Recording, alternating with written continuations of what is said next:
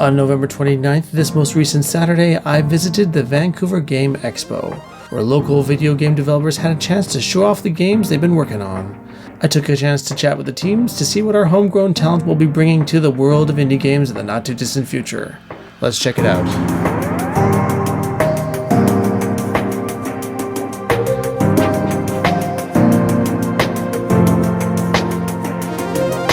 My game is Unless. It is designed as a casual speedrunning game, bringing speedrunning to a market of gamers who are either not gamers or just are not really in the platforming bubble.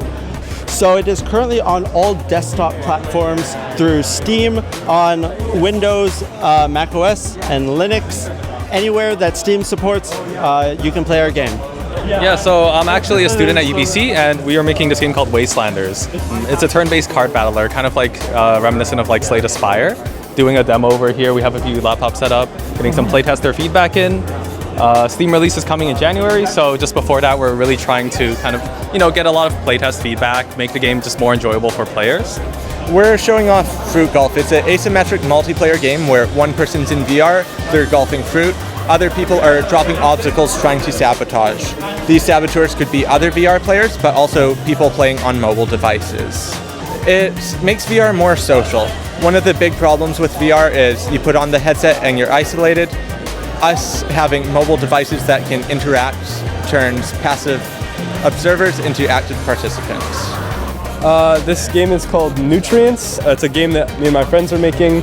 We're all full-time students, so it's more of a passion project. But basically, you are the last tree on Earth after all humans have disappeared, and you're tasked with taking back over the planet. But as you grow your forest, you encounter mutant bugs that human civilization has left behind with all of their pollution. And then as you explore, you can discover new abilities and things like that with structures that we've placed around the planet.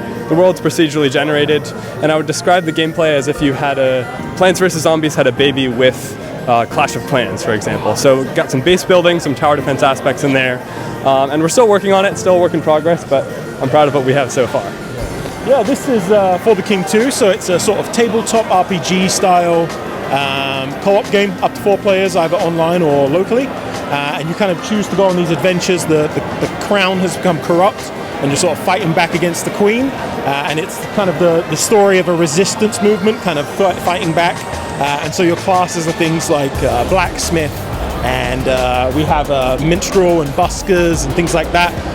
So it's kind of these more occupational tasks, and yeah, you just kind of have to take these sort of adventures, sort of a very D&D light tabletop adventure, and it's available on Steam, Xbox, and PlayStation. We're currently on Game Pass as well. So this is a retro swing musical rhythm boxing game. As far as I know, there's nothing quite like it. A game where you are managing your robot via musical beats. Your robot is automatically walking and punching on its own, but you kind of have to keep that going, restoring energy bars, queuing up abilities, triggering them, all done through musical beats.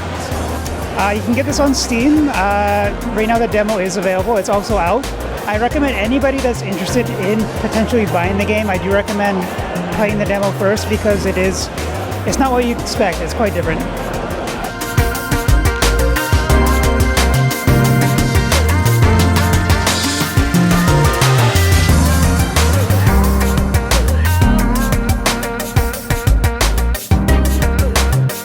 Yeah, so I'm demoing iRacing Arcade. It's our third game. We've been making arcade-style racing games for the past couple of years.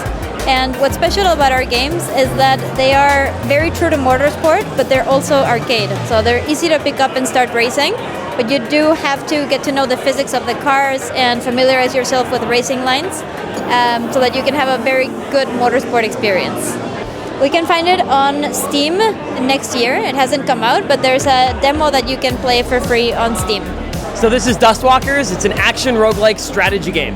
What Dustwalkers does uniquely is it kind of brings Vampire Survivors, MOBA games, tower defense games, and also strategy games all together in one, and challenges you in new ways. So you'll be able to level up your character as if it was a MOBA hero, but in a Vampire Survivors roguelike experience. but you also have to defend a base. So you have a base, and then you need to get money, so you need to go out and get resources, which then you need to build towers and defenses, and every few minutes bosses will spawn and start heading towards your base.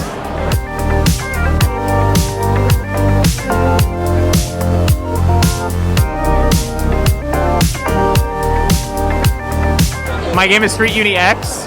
It's an extreme street unicycling game. I unicycle myself, and I was obsessed with extreme sports games when I was a kid.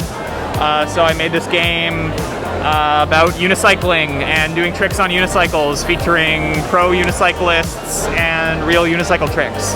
You know, unicycles are definitely underrepresented in the world of sports these days. Yeah, there's not that many games that treat unicycling as a serious discipline. It's often the brunt of a joke or like associated with clowns and stuff, which, like, don't get me wrong, I love clowns, but as someone who's obsessed with doing unicycle tricks in my day-to-day life, I was really happy to make a game to show the world what unicycling is all about. So our game is called Meowmentum. It's a first-person speedrunning platformer where you play as a magical cat. If you like games like Neon White, Titanfall 2, Ghost Runner, you really like the feeling of adrenaline, speed, and you like first-person games, then this is the game for you. There's a demo available on Steam, and we're going early access next year. Yeah, this is a visual novel called Love Limit. It's entirely free to play on both itch.io and Steam. It's inspired by old Saturday morning cartoons like the old Hanna-Barbera, Scooby-Doo, Powerpuff Girls. It's just a very silly, fun, lighthearted game. On itch.io, it's entirely free to play right now. On Steam, it will be out on December 9th, also free to play. Yeah, we're showing off Starship Pinball. It's an endless pinball game where if you imagine a regular pinball table, it connects to another one, which connects to another one and another one forever. Infinite pinball. Infinite pinball, exactly. Same base rules, you get as many points as you can until you run out of balls, except you've got an open world to explore and new biomes to unlock and new areas to visit. What was the inspiration for it? Like, what was the best pinball game growing up? Definitely Space Cadet. Space Cadet was a huge inspiration. Just so easy to get into a flow state with that game and just hang out and just like watch it play. We actually have a special feature in this game which is an idle mode. So it's actually playing itself on the computer right now. I'm not even playing it, no one else is playing it. It's playing itself, and that's just a fun way to just kind of like vibe out and just watch the pinball do its bouncy funness. It's on Steam right now, just released yesterday.